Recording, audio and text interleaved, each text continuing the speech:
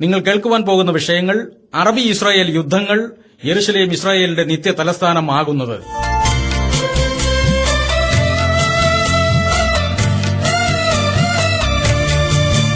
എല്ലാ പ്രതികൂലങ്ങളും മാറും, ശുഭദിനമാഗതമാകും. എല്ലാ പ്രതികൂലങ്ങളും മാറും, ശുഭദിനമാഗതമാകും.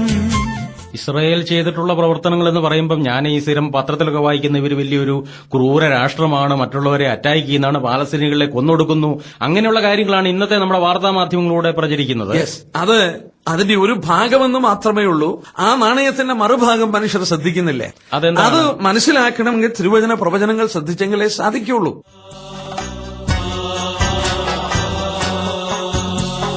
പ്രവാചകന്മാരും പൂർവപിതാക്കളും അരുളിയ വചനമിതാ ഭൂവിൽ വരവായി. ഇസ്രായേലിന്റെ അകൃത്യങ്ങൾക്ക് പരിഹാരം വരുന്ന ദിവസം അല്ലേ? അത് ഭാവിയിൽ വരുന്നതാണോ? ഭാവിയിൽ സംഭവിക്കുന്നു. ഇന്ന് അവരുടെ അകൃത്യങ്ങൾക്ക് പരിഹാരം വന്നിട്ടില്ല. ഇന്ന് ഇസ്രായേലിന്റെ കയ്യിൽ തോന്നിവാസവും അവരും തെറ്റ് ചെയ്യുന്നുണ്ട്, അവരും അതിക്രമങ്ങൾ ചെയ്യുന്നുണ്ട്. അവര് മറ്റ് ലോകരാഷ്ട്രങ്ങളെ തന്നെ അവരും അതിക്രമങ്ങൾ ചെയ്യുന്ന മനുഷ്യരാണ്. അവരിൽ ഏതാണ്ട് പകുതിയോളം നിരീശ്വരന്മാരാണ്, വളരെ പാപത്തിൽ മുഴുകി ജീവിക്കുന്നവരാണ്. യഹോവയായ ദൈവത്തെ അവർ വേണ്ടവണ്ണം അന്വേഷിക്കുന്നില്ല, ക്രിസ്തുവിനെ അവർ സ്വീകരിച്ചിട്ടില്ല. ബൈബിളിൽ പറഞ്ഞിരിക്കുന്ന ദൈവിക പ്രമാണങ്ങളെ അവർ മാനിക്കുന്നില്ല. ഇവരും മാനസാന്തരപ്പെടേണ്ടി വരുന്നു. എന്നാൽ ഇവർക്കൊരു മാനസാന്തര സമയമുണ്ട്. നിങ്ങൾ ഇനി ഒരു പലസ്തീൻ രാഷ്ട്രമുണ്ടാക്കി അവർക്ക് കൊടുത്താലും ആ പ്രശ്നം പരിഹരിക്കപ്പെടാൻ പോകുന്നില്ല. ഇത് പുരാതനമായ ഒരു വൈരാഗ്യത്തിൽ നിന്ന് ആരംഭിച്ചിരിക്കുന്ന ഒരു പ്രശ്നമാണ്.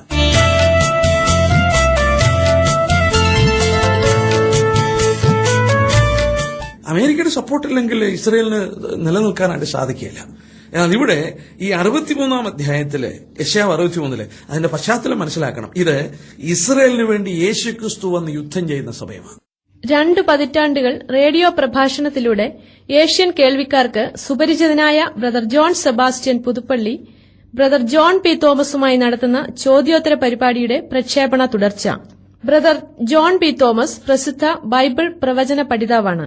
ബൈബിളിലെ പ്രവചനങ്ങളെക്കുറിച്ച്, പ്രത്യേകിച്ച് ഇസ്രായേലിനെ കുറിച്ച് ഇന്ന് പ്രത്യേകിച്ച് എനിക്ക് ചോദിക്കാനായിട്ടുള്ളത് ഈ യെരുശലേമിനെ കുറിച്ചാണ്. ഇസ്രായേൽ എന്ന് കേൾക്കുമ്പോൾ തന്നെ ഇസ്രായേൽ എന്തുമാത്രം യുദ്ധങ്ങൾക്കാണ് നേതൃത്വം കൊടുക്കുന്നത്, എത്ര നീചമായ അല്ലെങ്കിൽ ക്രൂരമായ യുദ്ധത്തിനാണ് അവര് ചുക്കാൻ പിടിക്കുന്നത്.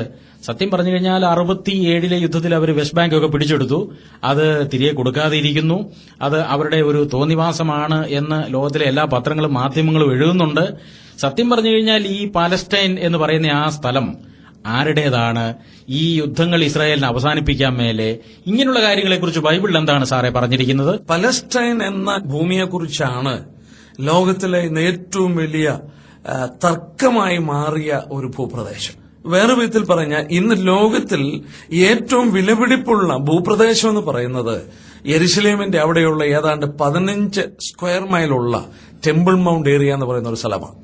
വാസ്തവത്തിൽ തിരുവചനം ഓർപ്പിക്കുന്നുണ്ട് ഇത് ആരുടേതാണെന്നും ഇനി അവസാനമായ യുദ്ധം ഈ പ്രദേശത്തിനുള്ള ബന്ധത്തിലാണ് നടക്കുന്നതെന്നും ബൈബിളിൽ വ്യക്തമായി പറയുന്നുണ്ട്.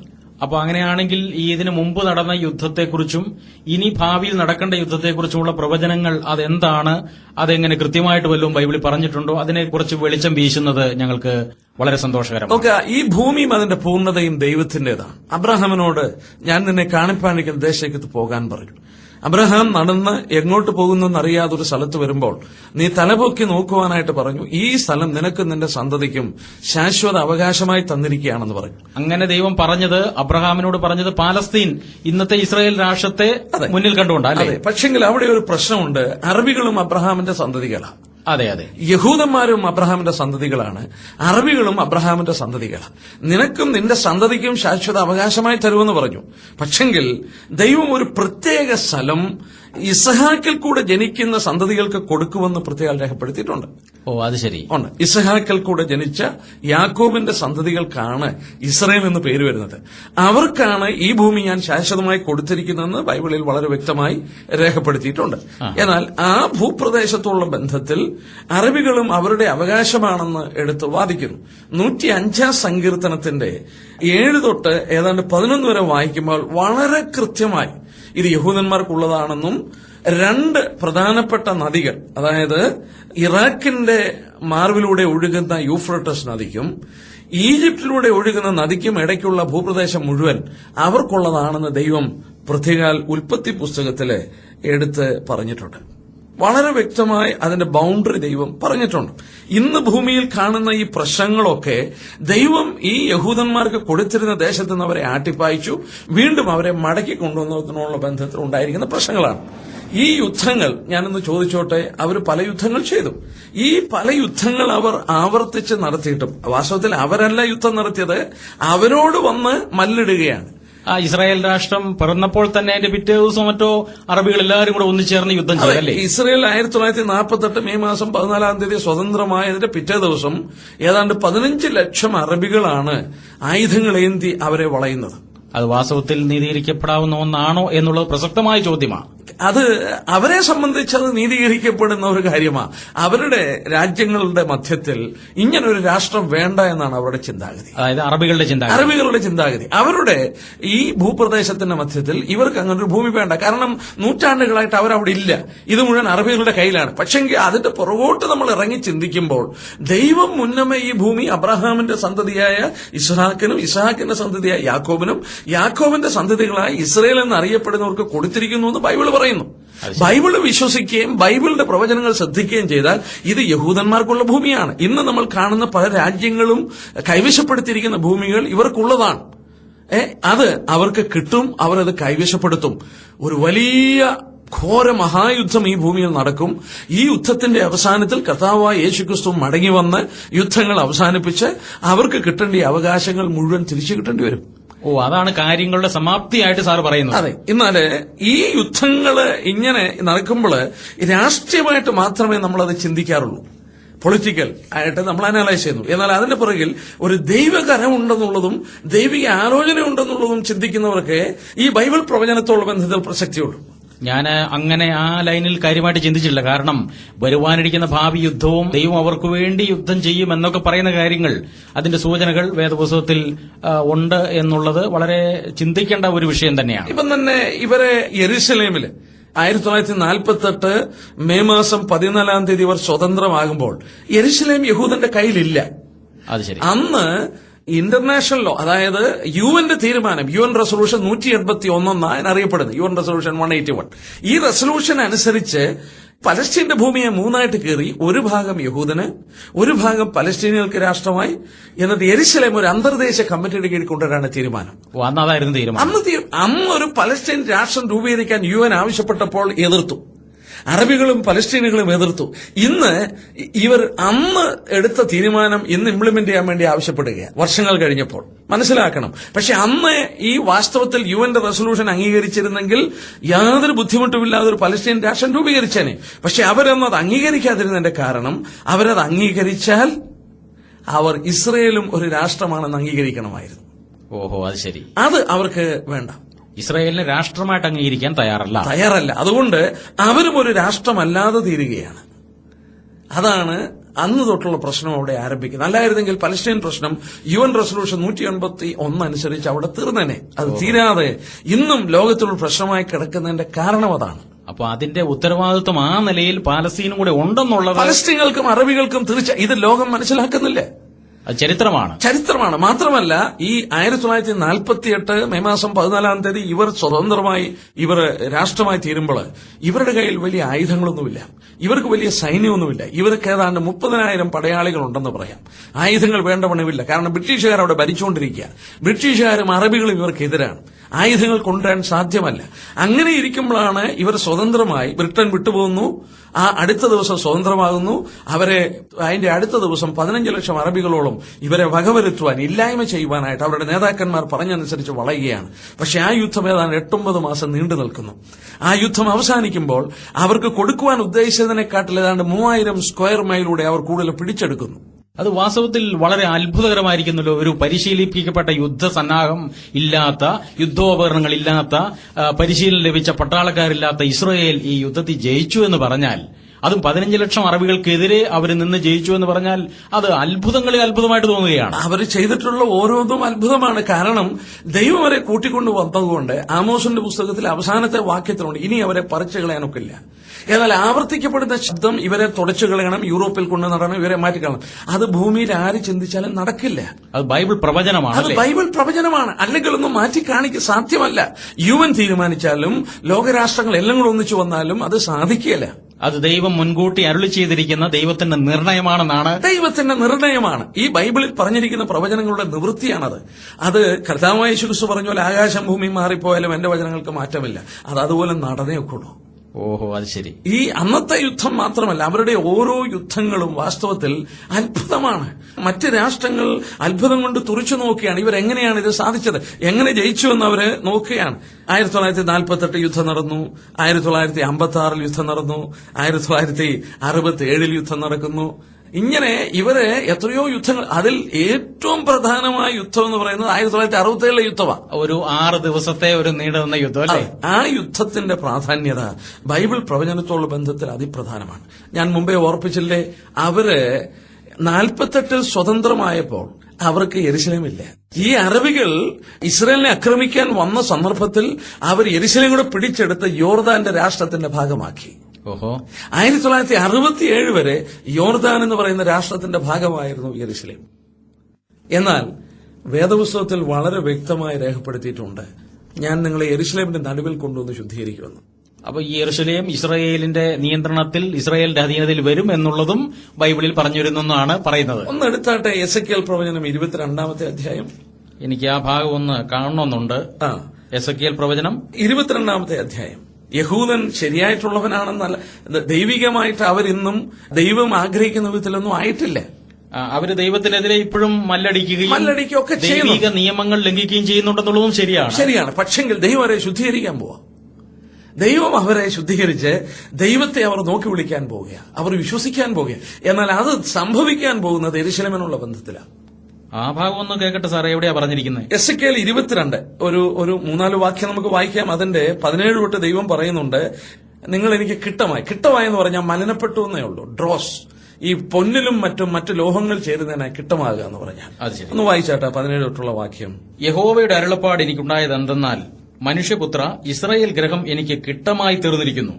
അവരെല്ലാവരും ഉലയുടെ നടുവിൽ താമ്രവും വെളുത്തിയവും ഇരുമ്പും കറുത്തിയവും തന്നെ. അവർ വെള്ളിയുടെ കിട്ടമായി തീർന്നിരിക്കുന്നു. അതുകൊണ്ട് ദൈവം എന്ത് ചെയ്യുന്ന പറയുന്നത് നോക്കി, അടുത്ത വാക്യം. അതുകൊണ്ട് യഹോവയായ കർത്താവ് ഇപ്രകാരം അരുളി ചെയ്യുന്നു, നിങ്ങൾ എല്ലാവരും കിട്ടമായി തീർന്നിരിക്കൊണ്ട് ഞാൻ നിങ്ങളെ യെരുശലേമിന്റെ നടുവിൽ കൂട്ടും. കണ്ടോ, യെരുശലേമിന്റെ നടുവിൽ കൂട്ടും. 1948 ഇവർ സ്വതന്ത്രമാകുമ്പോഴും യെരുശലേമിൽ കൂടിയിട്ടില്ല. യെരുശലേം അവരുടെ കയ്യിലില്ല. യെരുശലേം യോർദാന്റെ കയ്യിലാണ്. എന്നാൽ ഇവിടെ ദൈവം പറയുന്നു, ഞാൻ നിങ്ങളെ കൂട്ടും. എന്തിനാ കൂട്ടുന്നതെന്ന് പറയുന്നുണ്ട്. അടുത്ത നോക്കിയാട്ടെ, കൂട്ടിയിട്ട് എന്ത് ചെയ്യുന്നു പറഞ്ഞേ. വെള്ളിയും താമ്രവും ഇരുമ്പും കറുത്തിയവും വെളുത്തിയവും ഉലയുടെ നടുവിൽ ഇട്ട് ഊതി ഉരുക്കുന്നത് പോലെ ഞാൻ എന്റെ കോപത്തിലും എന്റെ ക്രോധത്തിലും നിങ്ങളെയും കൂട്ടി ഉരുക്കും. അങ്ങനെ ഞാൻ നിങ്ങളെ കൂട്ടി എന്റെ ക്രോധാഗ്നിയെ നിങ്ങളുടെ മേൽ ഊതും. അങ്ങനെ നിങ്ങൾ അതിന്റെ നടുവിൽ ഉരുകിപ്പോകും. ഉലയുടെ നടുവിൽ വെള്ളി ഉരുകിപ്പോകുന്നത് പോലെ നിങ്ങൾ അതിന്റെ നടുവിൽ ഉരുകിപ്പോകും. യഹോവയായ ഞാൻ എന്റെ ക്രോധം നിങ്ങളുടെ മേൽ പകർന്നിരിക്കുന്നു എന്ന് നിങ്ങൾ അറിയും. ഇതോട് ചേർത്ത് സക്രിയ 13:9 വായിച്ചാട്ടെ. ഇവിടെ വളരെ വ്യക്തമല്ലേ, യെരുശലേമിന്റെ നടുവിൽ അവരെ കൂട്ടിയിട്ട് അവരെ ഉരുക്കാൻ പോവുകയാണ് എന്ന് പറഞ്ഞാൽ ശുദ്ധീകരിക്കാൻ പോവുകയാണ്. ഒരു തട്ടാൻ, ഒരു മറ്റു ലോഹം ചേർന്ന് സ്വർണത്തിന്റെ മാറ്റ് കുറഞ്ഞാൽ ആ സ്വർണത്തിന് മാറ്റ് കൂട്ടുന്നത് എങ്ങനെയാ? ഉലയുടെ നടുവിലിട്ട് ഉരുക്കിയെടുത്ത് ശുദ്ധീകരിക്കല്ലേ? അതെ. അതുപോലെ ദൈവം തെരഞ്ഞെടുത്ത യഹൂദന്മാർ മലിനപ്പെട്ടു പോയതുകൊണ്ട് ദൈവം വരെ ഉരുക്കുന്ന മൂശയാണ് യെരുശലേം. ആ അവസാന ഉരുക്കലിന് വേണ്ടി ഞാൻ നിന്നെ അവിടെ കൊണ്ടുവരുമെന്ന് പറഞ്ഞു. അപ്പൊ അവരെ വാസ്തവം പറഞ്ഞാൽ ദൈവത്തിന്റെ കൽപ്പനകളെ എതിർക്കുകയും ദൈവത്തോട് മത്സരിക്കുകയും ചെയ്യുന്ന യഹൂദനെ പാഠം പഠിപ്പിച്ച് ശുദ്ധീകരിച്ച് ദൈവത്തിന്റെ ശരിയായ ലൈനിലേക്ക് കൊണ്ടുവരാൻ വേണ്ടിയുള്ള ഒരു ബാലശിക്ഷ കൊടുക്കാൻ വേണ്ടി യെരുശലേമിലേക്ക് കൊണ്ടുവരും. അതെ, അവരെ ശുദ്ധീകരിച്ചെടുക്കാനാ. സക്കറിയ 13:9 വായിച്ചേ. സെഖര്യാ പ്രവചനം 13:9. അത് യെരുശലേമിന്റെ നടുവിൽ സംഭവിക്കുന്ന കാര്യമായി പറയുന്നത്. 1/3 ഞാൻ തീയിൽ കൂടി കടത്തി വെള്ളി ഊതിക്കഴിക്കുന്നത് പോലെ അവരെ ഊതിക്കഴിക്കും, പൊന്നു ശോധന കഴിക്കുന്നത് പോലെ അവരെ ശോധന കഴിക്കും.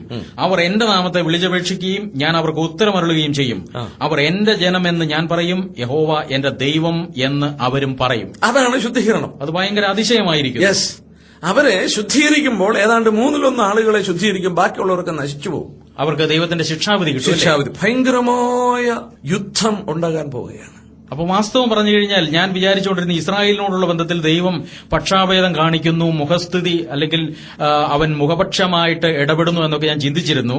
എന്നാൽ ദൈവം ഈ കാര്യപരിപാടികൾ നിവർത്തിക്കുമ്പോൾ തന്റെ സ്വന്തം ജനമെന്ന് പറഞ്ഞവരും തോന്നിവാസം കാണിച്ചാൽ അവർക്ക് ശിക്ഷയുണ്ടെന്നുള്ളത് ബൈബിൾ പ്രവചിച്ചിട്ടുണ്ടെന്നുള്ളത് അത്ഭുതമായിരിക്കുന്നു. തീർച്ചയായിട്ടും ഇത് പഠിക്കുമ്പോൾ ദൈവിക ഇടപെടൽ, ദൈവനീതി നമുക്ക് വ്യക്തമായി മനസ്സിലാക്കാൻ സാധിക്കും. ദൈവം മുഖപക്ഷമുള്ള ദൈവമല്ല. ദൈവം തെരഞ്ഞെടുത്തവർക്ക് കൂടുതൽ ശിക്ഷയുണ്ട്. കാരണം ഏറെ ലഭിച്ചവനോട് ഏറെ ചോദിക്കും എന്ന് പറഞ്ഞിട്ടുണ്ട്. അത് തന്നെ ഇസ്രായേലിനോട് ബന്ധത്തിൽ സംഭവിക്കുക. അവര് ഏറിയ പങ്കും മലിനപ്പെട്ടു പോയി. ഞാൻ മനസ്സിലാക്കിയത് ഏതാണ്ട് 50% ജനങ്ങൾ നിരീശ്വരന്മാരാണ് ഇന്നത്തെ ഇസ്രായേലിലെ. യെസ്, അവർ റഷ്യയിലും മറ്റും നിന്നുമാണ് ഏറെ കൂടുതൽ കുടിയേറിയിരിക്കുന്നത്. അവരേറിയ പങ്കും ഒരു 50% നിരീശ്വരന്മാരായി മാറിപ്പോയി. അവരുടെ മഷിയായ ക്രിസ്തുവിൽ വിശ്വസിക്കുന്നില്ല. അതുകൊണ്ട് ദൈവം പറഞ്ഞ നിങ്ങളെ കിട്ടമായി പോയി, മലിനപ്പെട്ടു പോയി. അവന്റെ തങ്കമായിരുന്നു അവർ. അത് കിട്ടമായതുകൊണ്ട് യെരുശലേമിന്റെ നടുവിൽ ഉരുക്കും. എന്നാൽ നമ്മുടെ വിഷയം ഒന്ന് ഓർക്കണം, 48 അവർ സ്വതന്ത്രമായപ്പോഴും അവർക്ക് യെരുശലേമില്ല. പിന്നെ ഏത് വർഷത്തിലെ യുദ്ധത്തിലാണ് യെരുശലേം അവരുടെ കയ്യിൽ വന്നത്? 48 യുദ്ധം നടന്നു, അന്ന് യെരുശലേം അവർ കിട്ടിയില്ല. 1956 യുദ്ധം നടന്നു, അന്ന് യെരുശലേം അവർക്ക് കിട്ടിയില്ല. 1967 ഒരു യുദ്ധം നടന്നു. 48 പരാജയവും 56 പരാജയവും അറബികൾ ഏറ്റുവാങ്ങിയപ്പോൾ അവരുടെ ക്രോധവും കോപവും വളരെ വർദ്ധിക്കുകയും അവർ ആയുധങ്ങൾ കൊണ്ട് നിറയുകയും അവരുടെ സമ്പത്ത് ഒരുപാട് ആയുധം മേടിച്ച് അവർ കൂട്ടി. അവർക്ക് അതുകൊണ്ട് വലിയ കോൺഫിഡൻസ് ഉണ്ടായി. ഏതാണ്ട് 5 രാജ്യങ്ങൾ ഒന്നിച്ച് ഈ 1967 അവർക്കെതിരായിട്ട് വരികയാണ്.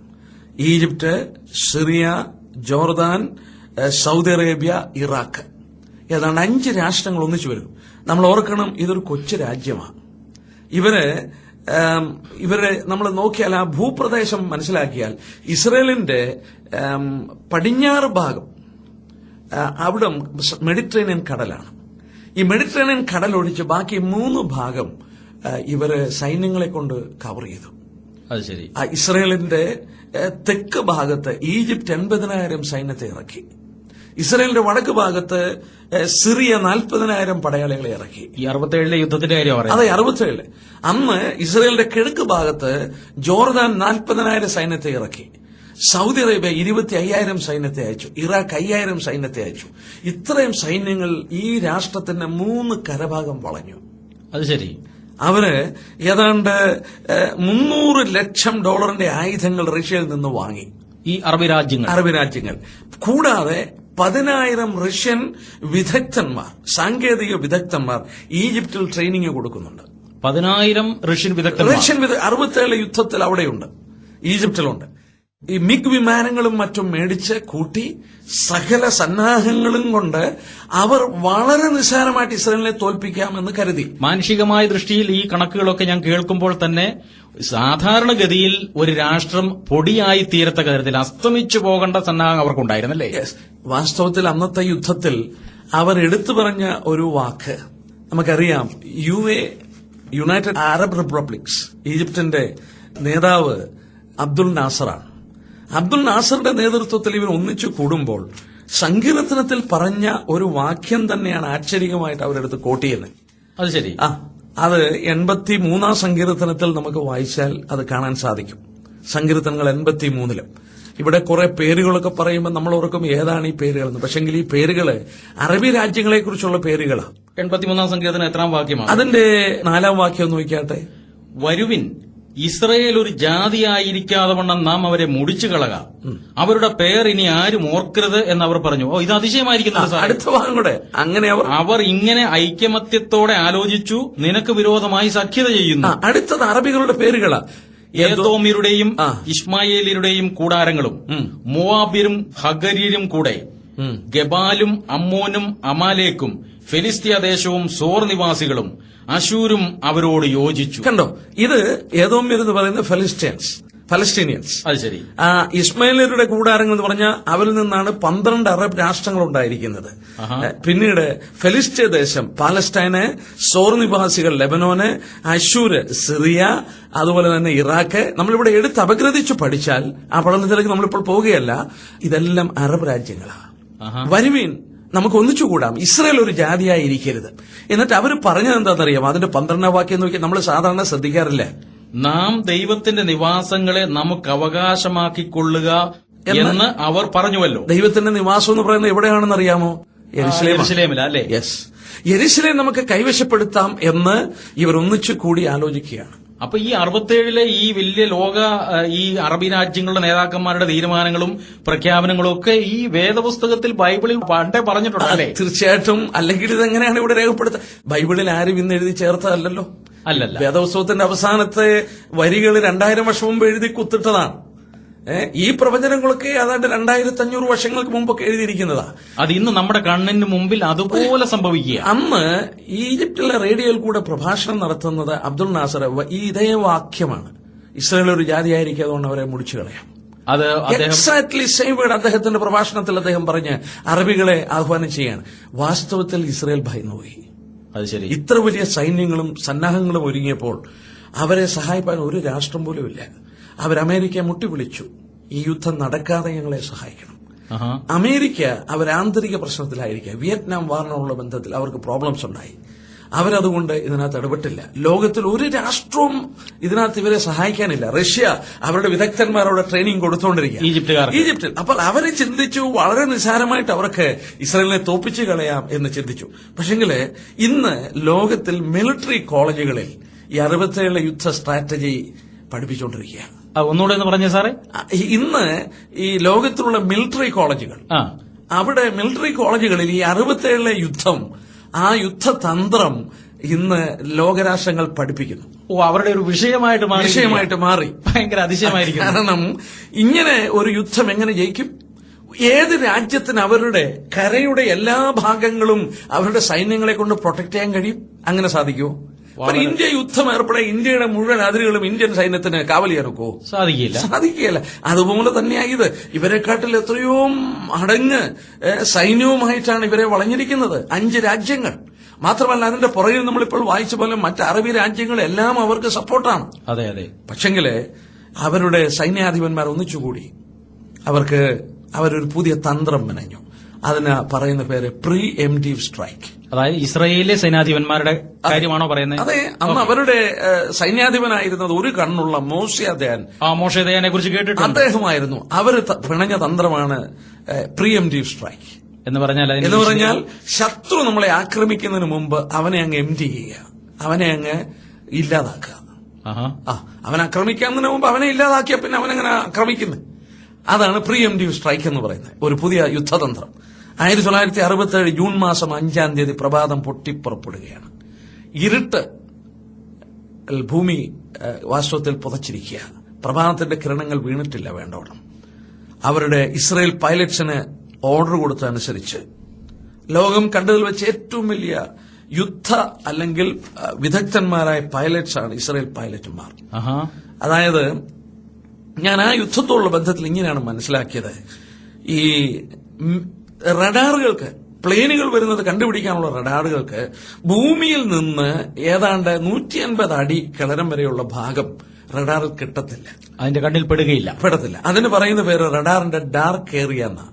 അത് ശരി. അപ്പോൾ ഇസ്രായേൽസ് ഈ പൈലറ്റുമാര് അവരുടെ പ്ലെയിനുകൾ ഈ 150 അടിക്കുള്ളിലാക്കി ശത്രുവിന്റെ തീരത്തോടടുക്കുവാൻ സമുദ്രത്തോട് പറ്റിപ്പറപ്പിച്ചു.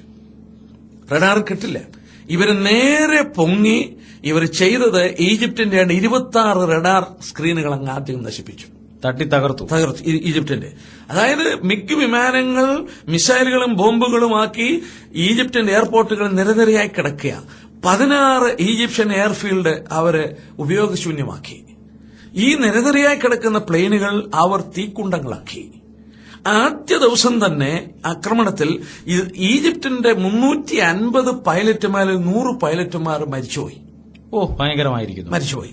അങ്ങനെ ഈജിപ്തിന്റേത്, സിറിയയുടേത്, ജോർദാന്റെ 3 രാഷ്ട്രങ്ങളുടെ എയർഫോഴ്സ് ഇല്ലാതാക്കി. ഈ എയർഫോഴ്സ് ഇല്ലാതാക്കി വന്നപ്പോൾ എയറിന്റെ കൺട്രോൾ ഇവർ ഏറ്റെടുത്തു. ഇസ്രായേൽ ഏറ്റെടുത്തു. ആ യുദ്ധത്തോടുള്ള ബന്ധത്തിൽ പറയുന്നു, അറബികളുടെ 444 പ്ലെയിനുകൾ നശിപ്പിച്ചു. 446 പ്ലെയിനുകൾ ഈജിപ്തിന്റേത്, ജോർഡാന്റേത്, സിറിയ, ഇറാഖിന്റെ നശിപ്പിച്ചെന്ന് മാത്രമല്ല, ഇവരെ ആകാശത്തിന്റെ നിയന്ത്രണം ഏറ്റെടുത്തുകൊണ്ട് 2-ാം ദിവസം അവരുടെ പുണ്യഭൂമിയായ യെരുശലേമിൽ പാരട്രൂപ്പ് ഭടന്മാർ ഇറങ്ങി. യെരുശലേമിൽ അവരുടെ പാരച്യൂട്ട് ഭടന്മാർ ലാൻഡ് ചെയ്തു. Second day. ഓ, അതിശയമായിരിക്കും. 2-ാമത്തെ ദിവസം അവരവിടെ ലാൻഡ് ചെയ്തു. അവിടെ ലാൻഡ് ചെയ്തെന്ന് മാത്രമല്ല, എന്റെ കയ്യിലൊരു പടമുണ്ട്. ആ പടം നമുക്ക് ഇതിനകത്ത് കാണിക്കാൻ നിവൃത്തിയില്ല. അവരവിടെ ലാൻഡ് ചെയ്തപ്പോൾ അവിടുത്തെ ആദ്യം ലാൻഡ് ചെയ്ത പാരട്രൂപ്പ് ഭടന്റെ പേര് ഗെർഷോൻ സോളമൻ എന്നാണ്. അദ്ദേഹം പറഞ്ഞ വാക്കുകൾ ഞാൻ കുറിച്ചു വെച്ചു. അദ്ദേഹം പറഞ്ഞു, ഞങ്ങൾക്കുണ്ടായ വികാരങ്ങൾ മനസ്സിലാകത്തില്ല. ഞങ്ങൾ വികാരത്താൽ പിടിക്കപ്പെട്ട് ഞങ്ങൾ കൊച്ചു കുട്ടികളെ പോലെ കരയാൻ തുടങ്ങി. നമ്മൾ ഓർക്കണം, ഇവരുടെ തലയുടെ മുകളിൽ കൂടെ വെടിയുണ്ടകൾ പോവുകയാണ്. പക്ഷെങ്കിൽ എന്റെ ഇരിക്കുന്ന ചിത്രത്തിൽ പടമുണ്ട്. തോളോട് തോൾ അവർ കൈകൾ കോർത്തു പിടിച്ച് അവിടെ നിന്ന് ഡാൻസ് ചെയ്യുക. ഡാൻസ് ചെയ്യുന്നതിന്റെ കാരണം എന്താണെന്നറിയാമോ? അവർ പറഞ്ഞൂടെ, ഞങ്ങളുടെ പിതാക്കന്മാരുടെ ശവകുടീരങ്ങൾ അവിടെ കിടക്കുക. ഞങ്ങൾ ഞങ്ങളുടെ അതിപുണ്യഭൂമിയിൽ വർഷങ്ങൾക്ക് ശേഷം ഞങ്ങൾ കാലുകുത്തുകയാണ്. ദൈവത്തിന്റെ വാഗ്ദത്തപ്രകാരം അവർക്ക് കാലുകുത്താൻ അനുവാദമില്ലായിരുന്നു. അവരവിടെ കാലുകുത്തിയപ്പോൾ വികാരത്താൽ പിടിക്കപ്പെട്ടു. കരയുകയാണ് അവർ ഡാൻസ് ചെയ്യുകയാണ്. ആ ചിത്രം എന്റെ കയ്യിലുണ്ട്. നമ്മളത് ഓർക്കണം. അവർ പൊട്ടിക്കരഞ്ഞെന്ന് മാത്രമല്ല, അവരുടെ വികാരം നമുക്ക് മനസ്സിലാക്കണമെങ്കിൽ സങ്കീർത്തനങ്ങൾ വായിച്ചാൽ മതി. സങ്കീർത്തനങ്ങൾ വായിച്ചാല് നമ്മൾ എടുത്ത് വായിക്കണമെന്നില്ല. നമ്മൾ വായിക്കുന്നുണ്ടല്ലോ, യെരുശലേമേ, ഞാൻ നിന്നെ ഓർക്കാതിരുന്നാൽ എന്റെ നാവ് അണ്ണാക്കോട് പറ്റിപ്പോട്ടെ. ഞാൻ നിന്നെ, എന്റെ മുഖ്യ സന്തോഷം നീ അല്ലെങ്കിൽ എന്റെ വലം കൈ ചോർന്നു പോകട്ടെ. അവര് യെരുശലേം എന്ന് പറഞ്ഞാൽ അവരുടെ ജീവിതത്തിൽ രക്തത്തെ കലർന്നു കിടക്കുക. ഞാൻ വേറൊരു സംഭവം പറയാം. നമ്മൾ മനസ്സിലാക്കാത്തൊരു കാര്യം, യഹൂദ യൗവനക്കാരുടെ വിവാഹം നടക്കുമ്പോൾ ഒരു മനുഷ്യന്റെ ജീവിതത്തിലെ ഏറ്റവും പ്രധാനപ്പെട്ട മുഹൂർത്തം ഒരു പെൺകുട്ടിയുടെ കരം പിടിച്ച് ഞാൻ നിന്നെ എന്റെ ഭാര്യയായി എടുക്കുന്നു എന്ന് പറയുന്ന സന്ദർഭമാണ്. ഈ യഹൂദ ബാലൻ അവളുടെ കരം പിടിച്ച് നിന്നെ ഞാൻ എന്റെ ഭാര്യയായിട്ട് എടുക്കുന്നു എന്ന് പറയുമ്പോൾ അവന്റെ വലത്തെ കാലിന്റെ അടിയിൽ ഒരു ഗ്ലാസ് ഇരിപ്പുണ്ട്. ഇത് പറയുകയും ഇവൻ ഈ ഗ്ലാസ് ചവിട്ടി പൊട്ടിക്കുകയും ഉണ്ടാവും. അതെന്തിനു വേണ്ടിയാണ്?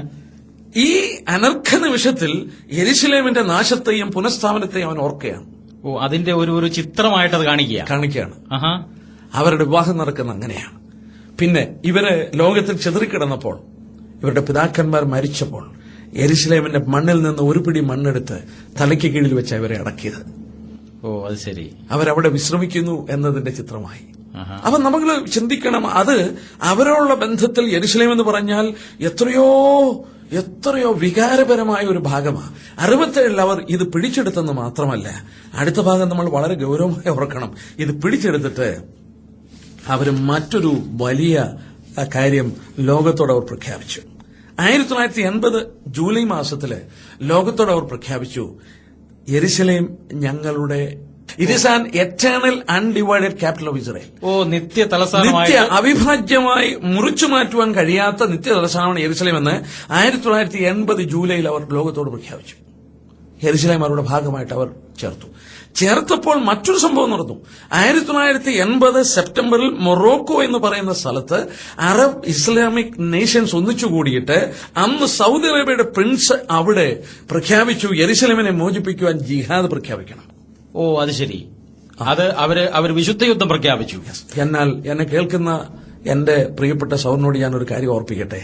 ഈ വിശുദ്ധ വേദപുസ്തകത്തിൽ 2500 വർഷം മുമ്പ് പറഞ്ഞു, അവസാനത്തെ യുദ്ധം ഈ വിശുദ്ധ യുദ്ധമാണ്. 2500 വർഷങ്ങൾക്ക് മുമ്പുള്ള വേദപുസ്തക പ്രവചനത്തിൽ അങ്ങനെ പറഞ്ഞിട്ടുണ്ടെന്നുണ്ട്. എടുത്താട്ടെ, യോവേൽ എന്ന് പറയുന്ന ഒരു പ്രവാചകൻ 2500 വർഷം മുമ്പ് രേഖപ്പെടുത്തി. ഞാൻ ഇത് വായിച്ചിട്ട് ഇംഗ്ലീഷ് ബൈബിൾ നോക്കി, ഞാൻ മൂലഭാഷയും ഇത് എഴുതിയതെടുത്ത് വെച്ചിട്ട് അതിന്റെ കമന്ററി നോക്കി ഇതെന്താണ് എന്ന് നോക്കിയപ്പോൾ നമ്മുടെ മലയാള എഴുതിയിരിക്കുന്ന ഭാഷാന്തരം വളരെ കൃത്യമാണ്. അതിന്റെ 3-ാം അധ്യായത്തിന്റെ 9-ാം വാക്യം നോക്കി. ഞാൻ തന്നെ ബൈബിളിൽ നിന്ന് വായിച്ചാട്ടെ. 3-ാം അധ്യായത്തിന്റെ 9-ാം വാക്യം. ഇത് ജാതികളുടെ ഇടയിൽ വിളിച്ചു പറവിൻ. ജാതികൾ എന്ന് പറഞ്ഞാൽ രാഷ്ട്രങ്ങൾ. ഇത് രാഷ്ട്രങ്ങളുടെ ഇടയിൽ വിളിച്ചു പറവിൻ, വിശുദ്ധ യുദ്ധത്തിന് ഒരുങ്ങിക്കൊള്ളുവിൻ. ഈ ജിഹാദ് എന്നുള്ള വാക്കിന്റെ അർത്ഥം എന്തുവാ? വിശുദ്ധ യുദ്ധം തന്നെയാണ്. ഇവിടെ എന്താ ഇപ്പം പറഞ്ഞേക്കുന്നത്? ഓ, വളരെ വളരെ അതിശയമായിരിക്കുന്നു. വിശുദ്ധ യുദ്ധം. ഇനി താഴോട്ട് വായിച്ചു. ആരാ ഇത് നടത്താൻ പോകുന്നതെന്ന് പറയുന്നുണ്ട്. വീരന്മാരെ ഉദ്യോഗിപ്പിപ്പിൻ, സകല യോദ്ധാക്കളും അടുത്തു വന്ന് പുറപ്പെടട്ടെ. നിങ്ങളുടെ കൊഴുക്കളെ വാളുകളായും വാക്കത്തികളെയും കുന്തങ്ങളായും അടിപ്പിൻ. ദുർബലൻ തന്നെ തന്നെ വീരനായി മതിക്കട്ടെ. അടുത്ത വാക്യം നോക്കിയേ. ചുറ്റുമുള്ള സകല ജാതികളുമായുള്ളവരെ ബന്ധപ്പെട്ട് വന്നുകൂടുവിൻ. 12 വാക്യം നോക്കിയേ. ജാതികൾ ഉണർന്ന യഹോശാഫാ താഴ്വരയിലേക്ക് പുറപ്പെടട്ടെ. അവിടെ ഞാൻ ചുറ്റുമുള്ള സകല ജാതികളെയും ന്യായം വിധിക്കേണ്ടതിന് ഇരിക്കും. ചുറ്റുമുള്ള സകല രാഷ്ട്രങ്ങളും യഹോശാഫാത്ത് താഴ്വര എന്ന് പറയുന്നത് ഏതാ? അതെനിക്ക് അത്ര വാലി ഓഫ് യഹോശാഫാത്ത് എന്ന് പറയുന്നതാണ് ഇന്ന് നമ്മൾ വെസ്റ്റ് ബാങ്ക് എന്ന് പറയുന്നത്. ഓഹോ, അത് ശരി. അതാണ് ബൈബിളിൽ ഇവിടെ യഹോശാഫാത്ത് താഴ്വര എന്ന് പറയുന്നത്. ഇത് വെസ്റ്റ് ബാങ്ക് ആണ്. ഈ വെസ്റ്റ് ബാങ്കിന്റെ അറ്റത്തുള്ള ഭാഗമാണ് യെരുശലേം. ഈ 67 യുദ്ധത്തിലാണ് അവർ വെസ്റ്റ് ബാങ്ക് പിടിച്ചെടുക്കുന്നത്, യെരുശലേം പിടിച്ചെടുക്കുന്നത്. ഈ പിടിച്ചെടുത്തു. 1980 ജൂലൈയിൽ അവരുടെ തലസ്ഥാനമായിട്ട് പ്രഖ്യാപിച്ചു. 1980 സെപ്റ്റംബറിൽ ഇസ്ലാമിക് അറബ് നേഷൻസ് മൊറോക്കോയിൽ ഇത് നടന്ന കാര്യമായതുകൊണ്ടാണ്, ചരിത്രത്തിൽ സംഭവിച്ച കാര്യം. അവർ ഒന്നിച്ചുകൂടി ജിഹാദ് പ്രഖ്യാപിക്കാനായിട്ട് ആലോചിക്കുകയാണ്. എന്നാൽ വേദോത്സവത്തിൽ പറയുന്നു ഇതിനു വേണ്ടി എവിടോട്ടാ? യഹോശാ താഴ്വരയിലോട്ട് ഇറങ്ങിക്കോളാൻ പറഞ്ഞു. അതെ അതെ. ഇത് അവസാനത്തെ യുദ്ധമാണെന്നുള്ളത് വളരെ വ്യക്തമാണ്. അതും ചുറ്റുമുള്ള രാഷ്ട്രങ്ങളോടാണ് പറഞ്ഞിരിക്കുന്നത്. ഈ യെരുശലേമിനുള്ള ബന്ധത്തിൽ ഏത് രാഷ്ട്രങ്ങളാണ് യുദ്ധം നടത്തിയിരിക്കുന്നത്? ചുറ്റുമുള്ളവരാണോ ദൂരെ കിടക്കുന്നവരാണോ? ചുറ്റുപാടുള്ളവർ തന്നെയാണ് യുദ്ധം. അതെ, അതിന്റെ കാരണങ്ങളൊക്കെ പിന്നീട് ഞാൻ എടുക്കാം. എന്നാൽ വേദോത്സവ പ്രവചനം ഒന്ന് ശ്രദ്ധിച്ചാൽ മതി. ദൈവം പറഞ്ഞു ദൈവം അവരെ യെരുശലേമിൽ കൊണ്ടുവരും. അത് സാധിപ്പിച്ചു. അവിടെ ഇട്ട് ഇവരെ ഒരുക്കുമെന്ന് പറഞ്ഞു. അതും വാസ്തവത്തിൽ ഇപ്പം നടന്നുകൊണ്ടിരിക്കുക അല്ലേ? അതിന്റെ മൂർധന്യാംശം വരാൻ പോവുകയാണ്. അതിനി ഭാവിയിൽ ചരിത്രത്തിൽ നടക്കേണ്ട കാര്യം കൂടെയാണ്. ഞാൻ ഒരു കാര്യം കൂടി ഓർപ്പിക്കട്ടെ. യെരുശലേമിന്റെ ഏതാണ്ട് പാതിയാണ് 67 അവർ പിടിച്ചെടുക്കുന്നത്, പഴയ യെരുശലേം, ഈ പുണ്യ യെരുശലേം. ഇനി യെരുശലേമിന്റെ പാതി തന്നെ തിരിച്ചു പിടിച്ചോണ്ടു പോകും. അത് അങ്ങനെ തന്നെ പറയുന്നുണ്ട്. യെരുശലേമിന്റെ പാതി എടുക്കും. 14 സക്കറിയാവ് 14 എടുത്തു നോക്കി. 14 അധ്യായത്തിന്റെ 1-2 വാക്യം. ഇനി ലോകരാഷ്ട്രങ്ങളെല്ലാം ഇന്ന് മുറവിളി കൂട്ടുന്നത് ഇത് തിരിച്ചെടുത്തത് കൊടുക്കണം. അവർ നിന്റെ നടുവിൽ വെച്ച് നിന്റെ കൊള്ള വിഭാവിപ്പാനുള്ള യഹോവയുടെ ഒരു ദിവസം വരുന്നു. ഞാൻ സകല ജാതികളെയും യെരുശലേമിനോട് യുദ്ധത്തിനായി കൂട്ടിവരുത്തും. അടുത്ത വാക്യം. നഗരം പിടിക്കപ്പെടുകയും വീടുകളെ കൊള്ളയിടുകയും സ്ത്രീകളെ വഷളാക്കുകയും നഗരത്തിന്റെ പാതി സാറേ ഇത് വളരെ അതിശയമായിരിക്കുന്നല്ലോ. നഗരത്തിന്റെ പാതി പ്രവാസത്തിലേക്ക് പോവുകയും ചെയ്യും. ജനത്തിൽ ശേഷിപ്പുള്ളവരോ നഗരത്തിൽ നിന്ന് ഛേദിക്കപ്പെടുകയില്ല. കണ്ടോ, നഗരത്തിന്റെ പാതി പ്രവാസത്തിൽ പോകും. ഇന്ന് വാസ്തവത്തിൽ പഴയ യെരുശലേം 67 യുദ്ധത്തിൽ പിടിച്ചെടുത്ത് തിരിച്ചു കൊടുക്കാൻ പറയുമ്പോൾ ഇവിടെ പ്രവചനത്തിൽ പറഞ്ഞിരിക്കുന്ന പോലെ യെരുശലേം പകുതി കൊടുക്കാനായി പറയുന്നത്. ഇവിടെ പറഞ്ഞിരിക്കുന്നു പകുതി ലോകരാഷ്ട്രങ്ങൾ വന്ന് പിടിച്ചെടുക്കും. അത് ശരി. ഇസ്രയേൽ വിട്ടുകൊടുക്കില്ല. പക്ഷെങ്കിൽ ലോകരാഷ്ട്രങ്ങൾ ഇവിടെ നമ്മൾ വായിക്കുന്നു, ഇവിടെ വായിച്ചു സകല ജാതികളും. അതിനെ സകല ജാതികളും പറഞ്ഞിരിക്കുന്നത്. സകല ജാതികളും 12 അധ്യായത്തിന്റെ 2 വാക്യം നോക്കി. ഞാൻ യെരുശലേമിനെ ചുറ്റുമുള്ള സകല ജാതികൾക്കും ഒരു പരിഭ്രമ പാത്രമാക്കും. പരിഭ്രമ പാത്രം എന്ന് പറയുമ്പോൾ അത് ഇംഗ്ലീഷിൽ എഴുതിയിരിക്കുന്നത് എ കപ്പ് ഓഫ് ഡ്രങ്കഡ്നെസ് എന്ന് പറഞ്ഞാൽ മദ്യത്തിന്റെ പാനപാത്രം. യെരുശലേം എന്ന് ഓർത്താൽ തന്നെ ഒരു കിക്ക് കിട്ടുക, അതായത് ലഹരി പിടിച്ചു പോകും. അവർ ലഹരി പിടിച്ചു പോവുക. യെസ്, ഒരു ഭ്രാന്ത് പോലെ വരിക. വന്നിട്ട് ഇവിടെ ആളുകളെ ഒന്നിച്ചു കൂടാൻ പോവുക ഒരു കാലഘട്ടത്തിൽ. അതാണ് അവിടെ പറഞ്ഞിരിക്കുന്നത്. അത് I will make Jerusalem a cup of drunkenness. ഇന്ന് നമ്മൾ പത്രങ്ങളിൽ വായിക്കുമ്പോൾ എത്രയോ ശാപവാക്കുകളും പ്രശ്നങ്ങളുമാണ് യെരുശലേമിനുള്ള ബന്ധത്തിൽ ആളുകൾ പറയുന്നത്. ആളുകള് ഭയങ്കരമായിട്ട് മരിക്കാൻ തയ്യാറാണ്. മനുഷ്യ ബോംബുകളായി യെരുശലേമിന് വേണ്ടി മരിക്കാൻ തയ്യാറാണ്. ഇന്ന് തന്നെ നടക്കുന്നുണ്ട്. അപ്പൊ നമ്മൾ ഓർത്തോണം, ഇതിന്റെ മൂർധന്യാവസ്ഥ വരുമ്പോൾ മനുഷ്യന്റെ അവസ്ഥ എന്തായിരിക്കും? ഭയങ്കരമായിരിക്കുന്നു. വേണേ ഒരു ഭാഗം കൂടെ ഒന്ന് ചൂണ്ടിക്കാണിച്ചോ. യെശയ്യാ പ്രവചനം 29ന്റെ 9 വാക്യം. ആ പ്രവചനം മനസ്സിലാക്കാനായിട്ട് അവിടെ ഒരു രഹസ്യം ഞാൻ പറഞ്ഞുതരാം. അപ്പോൾ അത് വളരെ പെട്ടെന്ന് മനസ്സിലാക്കാൻ സാധിക്കും. യെശയ്യാ 29ന്റെ 29 അധ്യായം. ഈ പ്രവചനം യെരുശലേമിനെ കുറിച്ചാണ്. 29ന്റെ 9 നമ്മൾ വായിക്കേണ്ടത്. അവിടെ നോക്കിയാട്ടെ, അവരെ മദ്യപിച്ചിരിക്കുന്നതിന്റെ കാര്യമാണ്. വിസ്മയിച്ച് സ്തംഭിച്ചു പോകുവിൻ, അന്ധത പിടിച്ച് കുരുടായി തീരുവിൻ. അവർ മത്തരായിരിക്കുന്നു, വീഞ്ഞുകൊണ്ടല്ലതാനും. അവർ ചാഞ്ചാടി നടക്കുന്നു, മദ്യപാനം കൊണ്ടല്ലതാനും. യഹോവ ഗാഠനിദ്ര നിങ്ങളുടെ മേൽ പകർന്ന് നിങ്ങളുടെ കണ്ണുകളെ അടച്ചിരിക്കും. വീഞ്ഞ് കുടിക്കാതെ അവർ ചാഞ്ചാടി നടക്കുക, മത്ത് പിടിച്ചിരിക്കുക യുദ്ധത്തിന് വേണ്ടി. എന്തിനു വേണ്ടിയാ? 8 വാക്യത്തിന്റെ അവസാനം നോക്കി. 8 വാക്യത്തിന്റെ അവസാനം, സിയോൻ പർവ്വതത്തോട് യുദ്ധം ചെയ്യുന്ന സകല ജാതികളുടെയും കൂട്ടം ഇരിക്കും. സിയോൻ പർവ്വതം എന്നാണ് ഇവിടെ രേഖപ്പെടുത്തിയിരിക്കുന്നത്. യെരുശലേമിനോടുള്ള യുദ്ധത്തെക്കുറിച്ചായി പറയുന്നേ. ഓക്കെ. യെരുശലേമിനുള്ള യുദ്ധത്തിന് ഇവർക്ക് എന്ത് സംഭവിക്കുമെന്നാണ് പറഞ്ഞിരിക്കുന്നത്? അന്ധത പിടിച്ച് കുരുടന്മാരായി മദ്യത്താൽ അല്ലാതെ മത്ത് പിടിക്കും. അതായത് യെരുശലേം എന്നുള്ള വിഷയത്തിന്റെ പേരിൽ അവർ മത്തുപിടിക്കും തന്നെയാണ് ബൈബിൾ പറയുന്നത്. ഞാൻ എടുത്ത് എത്രയോ വാക്യങ്ങൾ കാണിച്ചപ്പോ വളരെ എന്റെ സത്യമായ പ്രിയ സഹോദര, നമ്മളെത്തിയ ഈ ദിവസങ്ങളിൽ ഇന്ന് യെരുശലേമിനുള്ള ബന്ധത്തിൽ നടക്കുന്ന കോലാഹലങ്ങൾ ഒരു കാര്യം മനസ്സിലാക്കിയോ, ഇത് ലോകം കണ്ടതിൽ വെച്ച് ഏറ്റവും വലിയ ഭീകരമായ ഒരു വിപത്തിലേക്ക് വഴിതെളിക്കുകയാണ്. ഇത് ദൈവം മുന്നമേ കണ്ടിരുന്നതുകൊണ്ട് അത് തന്റെ ജനത്തിന് മുന്നറിയിപ്പായിട്ട് എഴുതി തന്നിരിക്കുകയാണ് വേദപുസ്തക പ്രവചനത്തിൽ, ബൈബിൾ പ്രവചനത്തിൽ. ഇത് അവസാനം വന്ന് ഇവരുടെ പട്ടണം പകുതി പ്രവാസത്തിൽ കൊണ്ടുപോകും. അവരുടെ സ്ത്രീകളെ വഷളാക്കും, കൊള്ളയിടും. ഇതാണ് യെരുശലേമിൽ ഞാൻ നിന്നെ ഒരുക്കുമെന്ന് പറഞ്ഞത്. സാർ ആദ്യം പറഞ്ഞ കാര്യം എനിക്ക് ഇപ്പോഴാണ് മനസ്സിലാകുന്നത്. Yes. യെരുശലേമിൽ ഇവരെ ഒരുക്കുന്നതിന് വേണ്ടി ദൈവം ചെയ്യുന്ന പീഡനങ്ങൾ വാസ്തവത്തിൽ ഈ ഈ ഭാഗങ്ങളിലെല്ലാം ഭാഗം അവരെ ശുദ്ധീകരിക്കാൻ, അവരുടെ സൈന്യബലത്താൽ അവർക്ക് ജയിക്കാൻ കഴിയുമെന്ന് ഇതുവരെ അവർ ചിന്തിച്ചു. എന്നാൽ ഇവിടെ അവർ പരാജയപ്പെടുകയാണ്. ലോകം മുഴുവൻ അവർക്കെതിരായിട്ട് വരികയാണ്. ഇന്നവർ നിൽക്കുന്നത് അമേരിക്ക എന്ന് പറയുന്ന ഒരു ശക്തമായ രാഷ്ട്രം അവർക്കുള്ളതുകൊണ്ടാണ്. പക്ഷെ അമേരിക്ക അവരെ കൈവിടുമെന്ന് ബൈബിളിൽ പ്രവചനമുണ്ട്. ബൈബിളിൽ അങ്ങനെ ഒരു പ്രവചനമുണ്ടോ? ഉണ്ട്. അമേരിക്കയുടെ പേരെടുത്ത് പറഞ്ഞിട്ടില്ല. യെശയ്യാവ് തന്നെ 63 എടുത്താട്ടെ. യെശയ്യാവ് 63 ഇന്ന് എല്ലാ യുദ്ധത്തിലും അമേരിക്ക അവരെ തുണയ്ക്കുന്നുണ്ട്. ഉണ്ട്. അമേരിക്കയുടെ സപ്പോർട്ട് ഇസ്രായേലിനുണ്ട്. അമേരിക്കയുടെ സപ്പോർട്ട് ഉള്ളതുകൊണ്ട് മാത്രമാണ് അവർക്ക് പിടിച്ചു നിൽക്കാൻ കഴിയുന്നത്. അമേരിക്കയുടെ പണത്തിന്റെ സപ്പോർട്ടും എല്ലാ സപ്പോർട്ടും അവർക്ക് കിട്ടുന്നുണ്ട്. അമേരിക്കയുടെ സപ്പോർട്ടില്ലെങ്കിൽ ഇസ്രായേലിന് നിലനിൽക്കാനായിട്ട് സാധിക്കില്ല. എന്നാൽ ഇവിടെ ഈ 63 അധ്യായത്തില്, യെശയ്യാവ് 63 അതിന്റെ പശ്ചാത്തലം മനസ്സിലാക്കണം. ഇത് ഇസ്രായേലിന് വേണ്ടി യേശുക്രിസ്തു വന്ന് യുദ്ധം ചെയ്യുന്ന സമയമാണ്. യെശയ്യാ പ്രവചനം 63 അധ്യായം അതിന്റെ 3-ാം വാക്യം നോക്കിയാട്ടെ. നിന്റെ ഉടുപ്പ് ചുവന്നിരിക്കുന്നത് എന്ത്? നിന്റെ വസ്ത്രം മുന്തിരിച്ചക്ക് ചവിട്ടുന്നവന്റേതുപോലെ ഇരിക്കുന്നത് എന്ത്? അടുത്ത ഭാഗം. ഞാൻ ഏകനായി മുന്തിരിച്ചക്ക് ചവിട്ടി. അടുത്ത ഭാഗം നോക്കിയോ. ജാതികളിൽ ആരും എന്നോടുകൂടെ ഉണ്ടായിരുന്നില്ല. എന്റെ കോപത്തിൽ ഞാൻ അവരെ ചവിട്ടി, എന്റെ ക്രോധത്തിൽ അവരെ മെതിച്ചു കളഞ്ഞു. അവരുടെ രക്തം എന്റെ വസ്ത്രത്തിന്മേൽ തെറിച്ചു. എന്റെ ഉടുപ്പൊക്കെയും മലിനമായിരിക്കുന്നു. 5-ാം വാക്യം നോക്കിയാട്ടെ. 5-ാം വാക്യം. ഞാൻ നോക്കി എങ്കിലും സഹായിപ്പാൻ ആരുമില്ലായിരുന്നു. ഞാൻ വിസ്മയിച്ചു നോക്കി എങ്കിലും തുണപ്പാൻ ആരെയും കണ്ടില്ല. കണ്ടോ, ഇസ്രായേലിനോട് നമ്മളിപ്പോൾ ഓർത്തതുപോലെ ലോകരാഷ്ട്രങ്ങൾ വന്ന് യുദ്ധത്തിന് വരുമ്പോൾ അവർക്ക് യാതൊരു നിവൃത്തിയുമില്ലാതെ വരുമ്പോൾ ഇവിടെ ഒരു പദപ്രയോഗമുണ്ട്. 4-ാം വാക്യം. ഞാൻ ഒരു പ്രതികാര ദിവസം കരുതിയിരുന്നു, എന്റെ വിമുക്തന്മാരുടെ സംവത്സരം.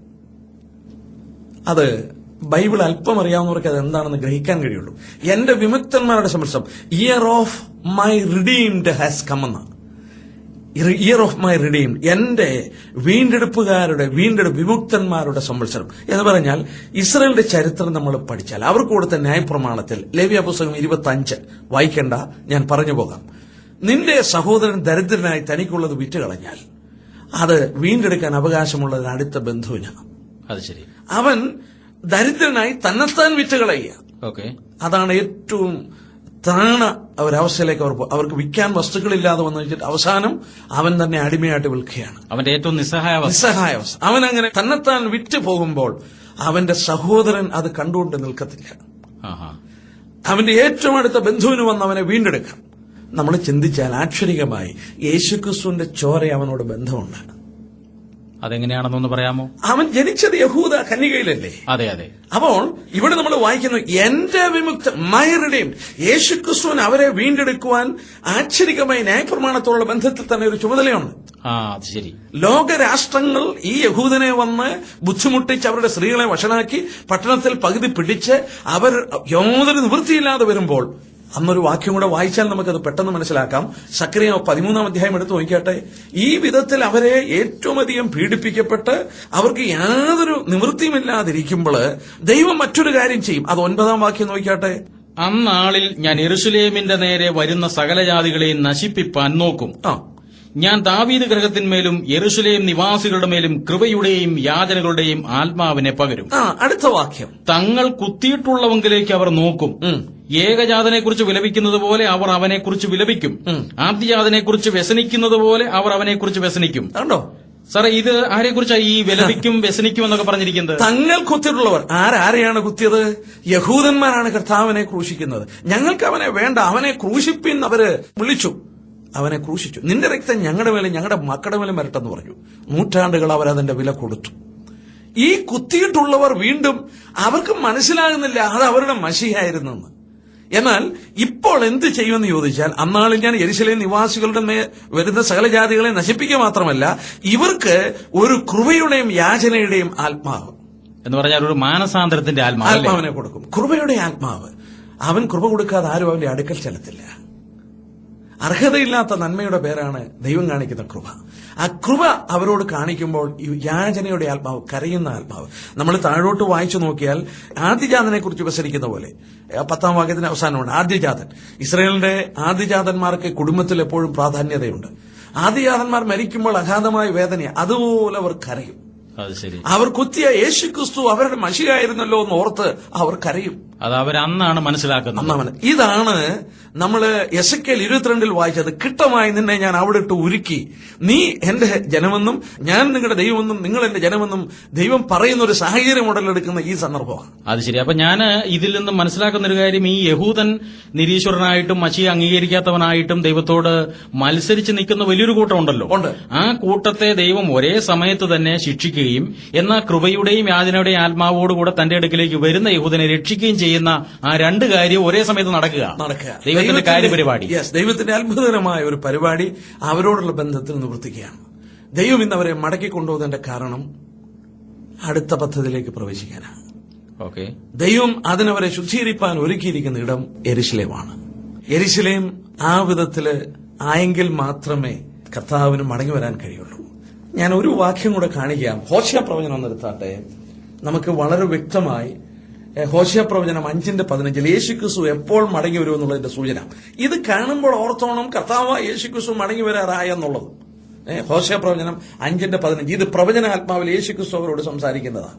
ഞാനൊന്ന് വായിച്ചോട്ടെ. വായിച്ചാട്ടെ. അവർ കുറ്റം ഏറ്റുപറഞ്ഞ് എന്റെ മുഖം അന്വേഷിക്കുവോളം ഞാൻ മടങ്ങിപ്പോയി എന്റെ സ്ഥലത്തിരിക്കും. അടുത്ത ഭാഗം, കഷ്ടതയിൽ അവർ എന്നെ ജാഗ്രതയോടെ അന്വേഷിക്കും. ആശ്ചര്യമായിരിക്കുന്നു. മനസ്സിലായോ? അവർ കുറ്റമേറ്റു പറഞ്ഞ് എന്റെ മുഖം അന്വേഷിക്കുന്നതുവരെ ഞാൻ എന്റെ ഇടത്തിൽ പോയിരിക്കും എന്ന് പറഞ്ഞ ഇസ്രായേലിന്റെ കാര്യത്തിൽ ദൈവം ശ്രദ്ധിക്കുകയല്ല. അല്ല, അവര് ദുഃഖിച്ച് അവര് പരാജയപ്പെടുമ്പോൾ കുത്തിയമുക്കിലേക്ക് നോക്കുന്നു. ഇവിടെ പറയുന്നു കഷ്ടതയിൽ അവർ എന്നെ ജാഗ്രതയോടെ അന്വേഷിക്കും. അതെ അതെ. കണ്ടോ, ഈ കഷ്ടത എന്ന് പറയുന്നത് യെരുശലേമിൽ അവരെ ശുദ്ധീകരിക്കുന്നതാണ്. ലോകരാഷ്ട്രങ്ങൾ അവരെ പീഡിപ്പിക്കാൻ പോകുന്നതാണ്. എന്നാൽ ഇവിടെ ഒരു സത്യം ഓർക്കുക, അവർ കുറ്റമേറ്റു പറഞ്ഞ് എന്റെ മുഖം അന്വേഷിക്കുന്നവരെ ഞാൻ മടങ്ങിപ്പോയി എന്റെ സ്ഥലത്തിരിക്കും. യേശുക്രിസ്തു സ്വർഗത്തിൽ നിന്ന് ഈ ഭൂമിയിൽ ഇറങ്ങി വന്ന ഇവർ ഇനി കുറ്റം സമ്മതിക്കുന്നത് വരെ അവൻ സ്വർഗത്തിലിരിക്കും. അതെ അതെ. ഇവർ അവന്റെ മുഖത്ത് നോക്കി കരയുമ്പോഴാണ് അവൻ ഇനിയും മടങ്ങി വരുന്നത്. 1000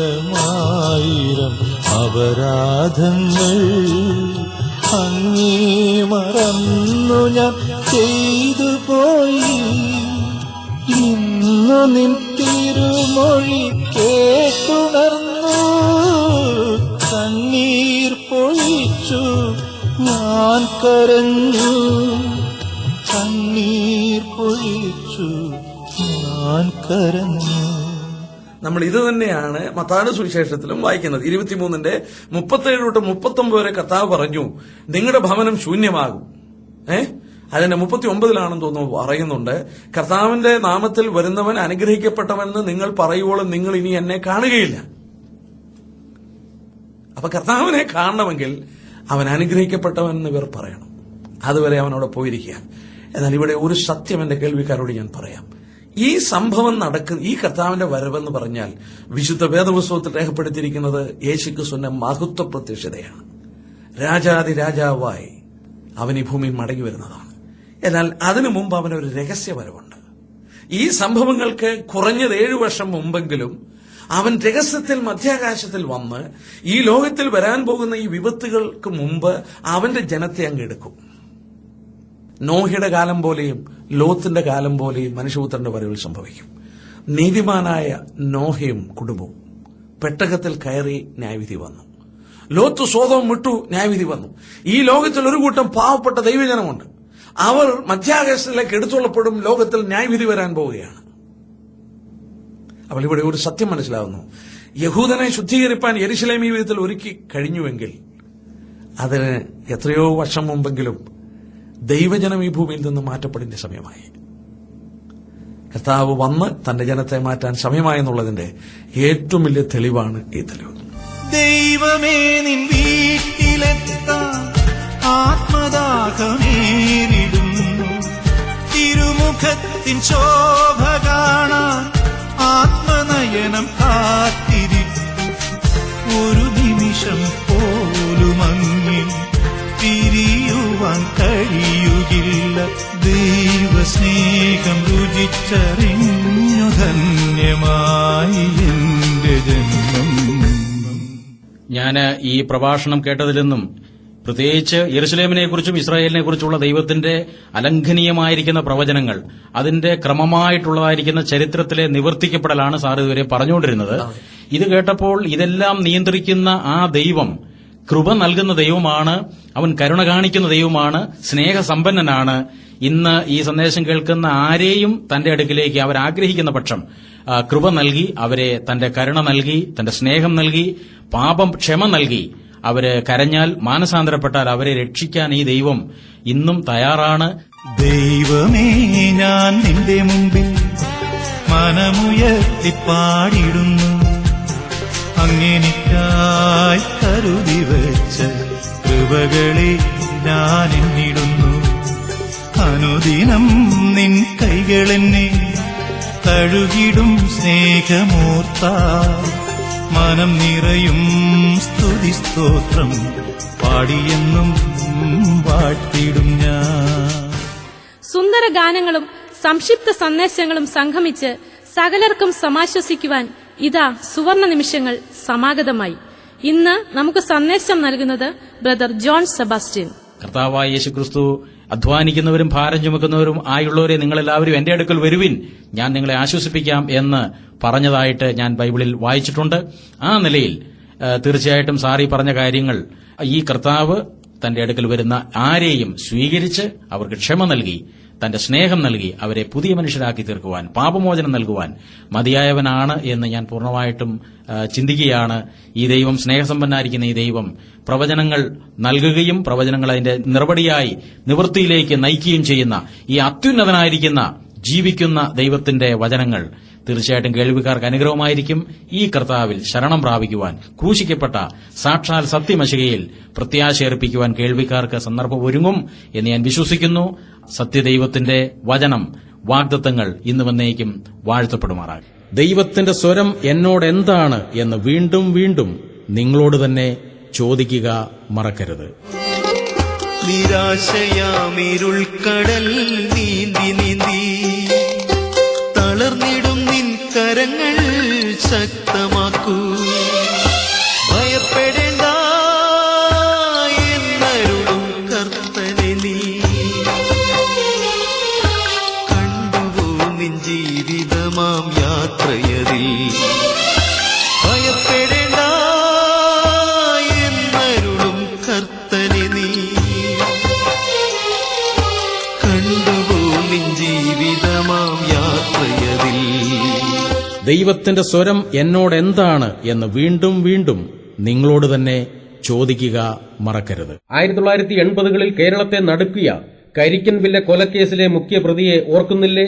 റെനി ജോർജ്. മദ്രാസിലെ മോൻ എന്ന സിനിമയ്ക്ക് കാരണക്കാരനായ റെനിയെ പുതിയ മനുഷ്യനാക്കുവാൻ ജയിലിനോ ശിക്ഷയ്ക്കോ നിയമത്തിനോ പീഡനത്തിനോ മത ആചാരത്തിനോ കഴിഞ്ഞില്ല. എന്നാൽ താൻ ഇന്ന് അത്ഭുത ജീവിത രൂപാന്തരത്തിനുടമയാണ്. സമാധാനവും സന്തോഷവും അനുഭവിക്കുന്നയാളായി മാറിയിരിക്കുകയാണ്. സമൂഹത്തിന് ആതുര സേവനം നടത്തുകയാണ്. തന്നെ പുതുമനുഷ്യനാക്കിയ ക്രിസ്തുവിനെ പറ്റി റെനി ജോർജ് സംസാരിക്കുന്നു, കേൾക്കുക. ദൈവസന്നിധിയിൽ ഞാൻ എഴുന്നേറ്റ് നിന്ന് ഇപ്രകാരം പറഞ്ഞു: ദൈവമേ, എനിക്കൊരവസരം നൽകണമേ.